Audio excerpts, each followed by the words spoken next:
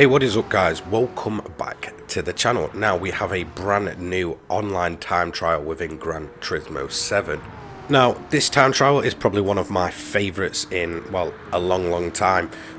Sometimes I'll cover them, sometimes I won't, but because I actually genuinely love this car and track combination, I felt like, jumping straight in and covering it. And to be honest, I did rather well, to be honest, for a first few laps at 6 AM kind of thing.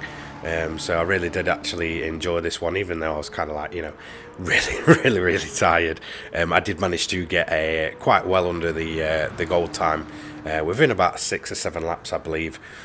So the car and track combination you're going to be using, as you can see, is the Corvette ZR1, and you're going to be running it at Watkins Glen Short Course. Now, since Watkins Glen has come into the game, it's one of my favourite tracks in the entire game, especially the short course. I feel like for racing as well, it's definitely one of the better ones because it seems to keep the pack quite close. Now, in terms of general, hints and tips, I fully recommend a manual transmission. It really does help you keep the car stable through the corners, getting in the right gear. I find the auto box in this game is just not that good at all. In terms of assists, I recommend having them all off, to be honest. And the reason I say that is because if you put traction on this car, it bogs down so much that it will absolutely destroy any decent lap time you can get. Another hint and tip I fully recommend is actually just loading up one of the fastest ghosts and just kind of following what they do. It's usually a good idea to do because you can sort of learn the best lines and learn where you can sort of improve your times. I personally didn't for this one because obviously I'm quite comfortable at this track on where to push. But if you are not so confident, or you've never really done much of the short track and you don't really know where the penalty kind of line is, I do fully recommend booting one of them up. Now, you can massively run the curbs at Watkins Glen Short Course, and I think that's why I like it so much. There's so much to take advantage of. Now, the only way you'll really incur that penalty is if your full vehicle goes absolutely across a whole curb. Now, I'll point it out here at turn 1.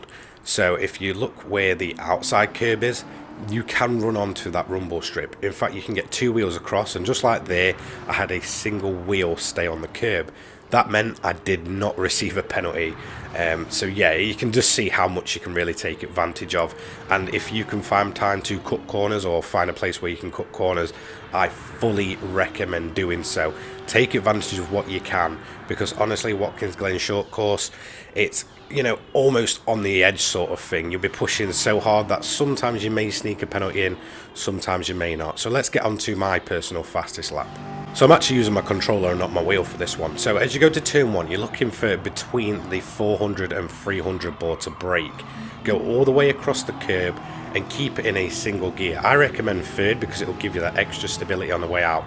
Do not change gear to fourth because your car will start understeering and try and get itself wide. I recommend keeping it in third, then short shifting up to fourth, and then just controlling your throttle up the hill. Now, you can go as fast as you really want here, and what you're looking for on the left hand side is that 500 board. Bring it in nice and gently, keep it in third, and just use a bit of lifting and coasting to just line your car up properly over the curbs.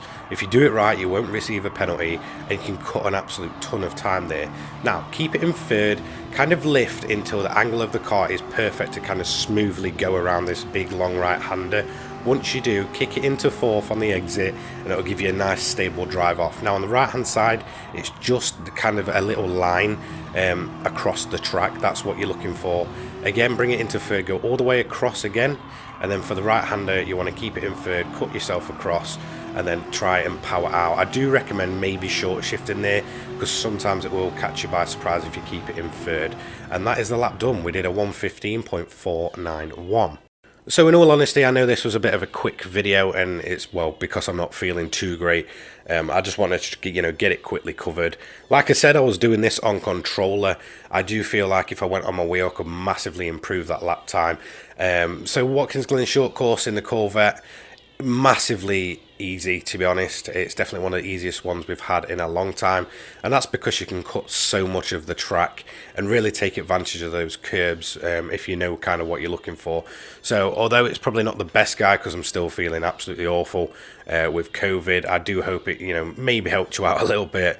So that's going to be it for today's video. Don't forget to check out the controller people in the description down below. Join my Discord if you want to. Don't forget to like, comment and subscribe. Turn those notifications on so you don't miss an upload from myself. And I'll catch you all in the next one. Take care, guys. Peace.